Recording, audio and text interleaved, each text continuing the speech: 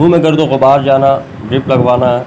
क्या मुंह में रास्ते का गर्द गुबार चला जाए तो रोज़ा टूट जाता है? इंसान बाइक वगैरह पर सफ़र कर रहा हो उस वक्त, तो कहा कि नहीं टूटता। ये सिर्फ गर्द गुबार तक की बात है, तो बड़ी चीज़ का मुंह में चला जाना अलग है।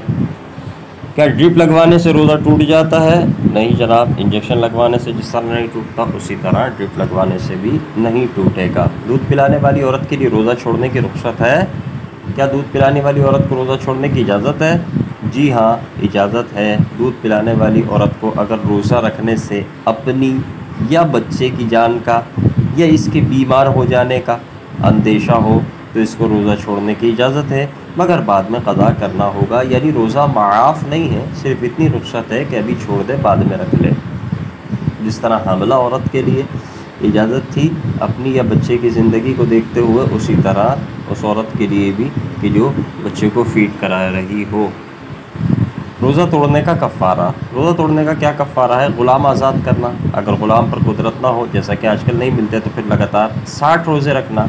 अगर इनकी इस्तिताअत ना हो तो 60 मिस्किनों को 2 वक्त का खाना खिलाना।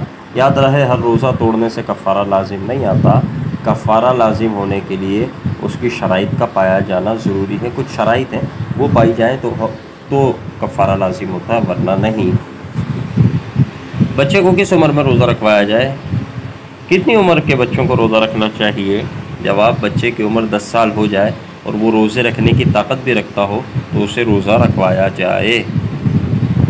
रोज़ा फ़र्ज़ तो उसी वक्त होता है कि जब इंसान बालिग होता है।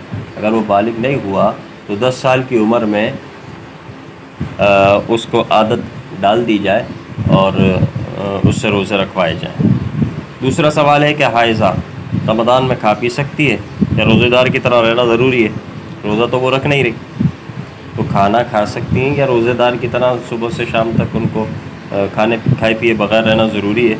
तो फरमाया कि खा सकती हैं, मगर बेहतर ये है कि छुप कर खाएँ, ताकि रोज़े का एक एहतराम, रमज़ान का एक एहतराम बाक़ी रहे और सबके सामने ना खाएँ।